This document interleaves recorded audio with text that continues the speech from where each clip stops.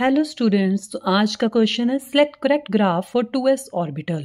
तो आपके पास यहाँ पे 4 ऑप्शन है। साई वर्सेस आर में ग्राफ है और आपको s ऑर्बिटल के लिए सिलेक्ट करना है। तो सबसे पहले हमें क्या याद रखना है, जब भी वेव फंक्शन और r के बीच में ग्राफ ड्रॉ करते हैं तो हमेशा s ऑर्बिटल का ग्राफ जो है वो ऊपर से स्टार्ट होगा। जैसे यहाँ पर स्टार्टिंग से शुरू हो रहा है ना, इस तरफ।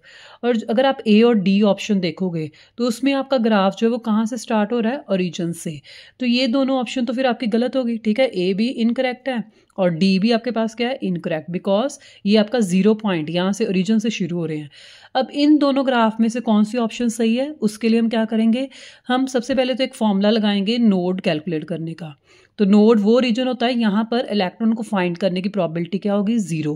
और नोड का फॉर्मूला क्या है, n माइनस l माइनस 1।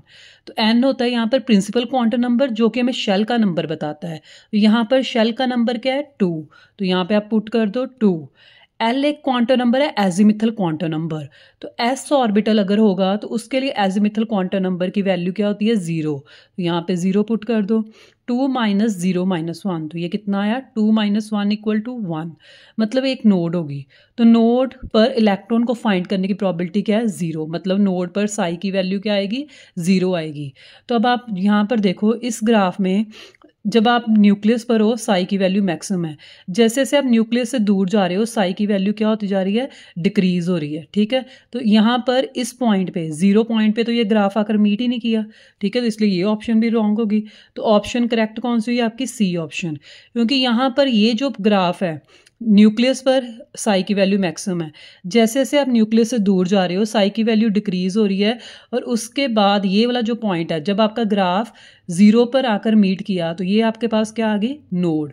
तो यहाँ पर हमारे पास एक नोड फॉर्म हो रही है, ठीक है। तो एक नोड ही हमें चाहिए थी, तो ये नोड बनी।